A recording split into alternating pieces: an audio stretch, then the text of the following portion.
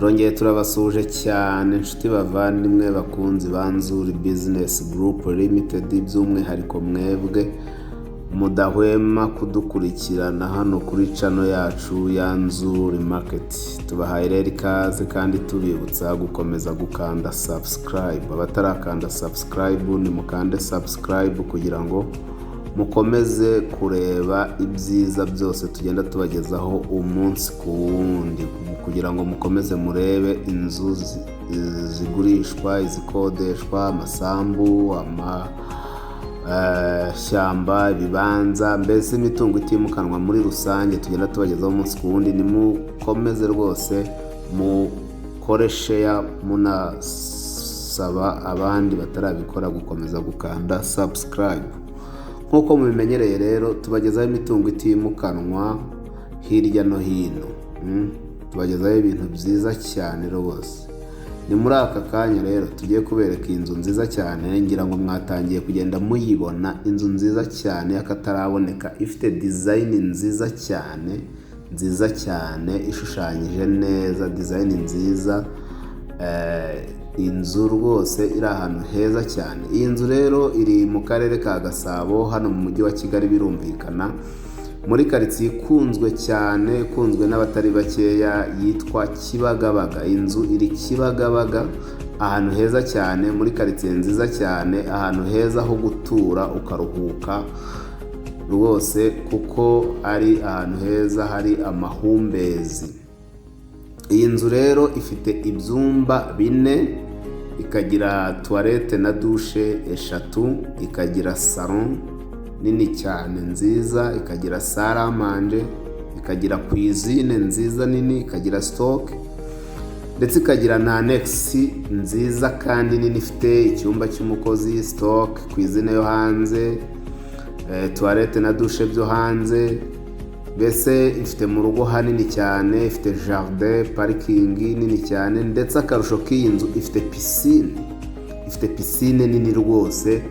Iyo uri muri chambre principale ifite balcon iri hejuru ya piscine. Ni ukuvuga ngo iyo uri muri chambre principale urasohoka ukiyicarira kuri piscine rwose, ukaba wareba abana barimo biyogera, cyangwa se nawe ukajyamo ugakaraba n'umudamu n'iki byose. Mbese ni inzu nziza, inejeje nk'uko mubibona, si amafoto ahubwo mu by'ukuri iyi nzu niko imeze. Uko tubibabwira nuko mubibona ku mafoto niko inzu imeze. Iyi nzu rero iri Kibagabaga, ikaba ishaka amafaranga make cyane ugereranyije n'ubwiza bwayo. Iyi nzu kandi tubibutse yuko yubakishije amatafari ahiye yose, ndetse na clôture yayo. Ni inzu yubatse mu buryo buri moderne mu by'ukuri nk'uko mubibona, kuko inzu nk'izi ngizi murabizi zigaragara gake cyane, ahantu hake cyane. Ni inzu z'amavira zigurwa n'abifite, ariko noneho muri aka kanya igiciro twagihananuye, kuko murayigura amafaranga atari menshi na buhoro. Iyi nzu rero ntabwo ishaka amafaranga menshi. Iyi nzu irashaka $150,000 z'amanyarwanda. Mu by'ukuri ni amafaranga atari make, ariko kandi nanone ugereranyije n'ubwiza bw'iyi nzu nk'uko muri kubibona, murabona uko igaragara nijoro, murabona amafoto yayo ya nijoro, murabona ni uku nijoro iyi nzu bigaragara. Ushobora kubibona ahari ukagira ngo ni ibishushanyo cyangwa se ni amafoto, twakunda aba yarakozwe abantu batarubaka ariko cyangwa se bagiye kuyubaka, ariko ni amafoto yayo twifotoreye. Aya ni amafoto twafotoye iyi nzu. Iyi nzu rero murabona ko ari inzu y'akataraboneka rwose, ari inzu nziza cyane mu by'ukuri ugereranyije n'iyi nzu n'agaciro kayo. Byonyine kubazi Kibagabaga murabizi ikibanza cyaho ubu ngubu ntabwo wakibona munsi ya $50,000. Byumvikane rero, noneho ugashyiraho inzu nziza cyane kandi nini nk'iyi ngiyi, ukarenga ukayiha na piscine nini n'abantu bakuru bogeramo.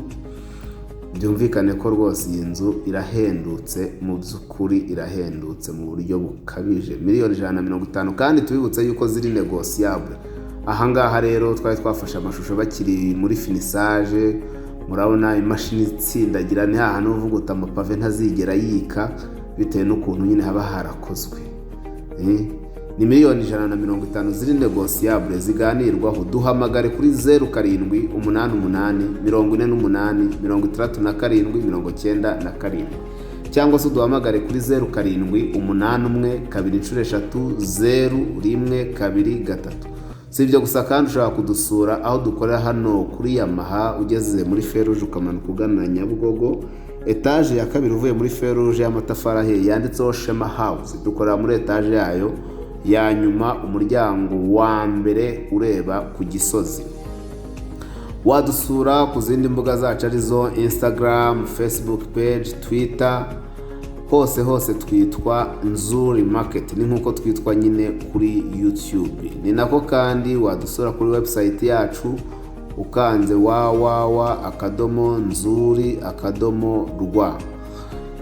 Ushobora kuza rero tukakumanagingira imitungo yawe, tukagushakira abakiriya bayikodesha ndetse tukagufasha kubakurikirana no kubishyuza inzu zawe, imitungo yawe ikabyara umusaruro mu buryo bworoshye. Wowe uri muri diaspora, wowe uri hanze y'igihugu, hari amazu wasize arimo apfa ubusa, waburiye abapangayi kuko birumvikana ntuhaba rwose, ariko gana Nzuri Business Group Limited.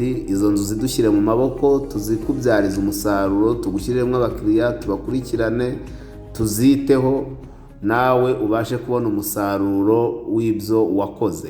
Iyi nzu rero rwose ni nziza cyane, ifite cuisine nziza cyane, nziza, murabibona, ni inzu rwose y'insirimu. Kandi nawe ufite ahantu ushaka kugurisha, waza tukakugurishiriza mu gihe gitoya. Si ibyo gusa, twagukorera plan nk'iyi ngiyi mubona, nk'iyi nzu mubona, tukanayikubakira kandi mu buryo bwihuse ku mafaranga makeya. Nimukomeze rero mugane Nzuri Business Group Limited. Abatarakanda subscribe, nimukande subscribe, mugende murebe ibyiza byose dukomeza kubereka umunsi ku wundi, 5 kuri 5. Nitwe ba mbere mu mitungo itimukanwa, haba mu kubagira inama no kuyibacungira. Murakoze cyane.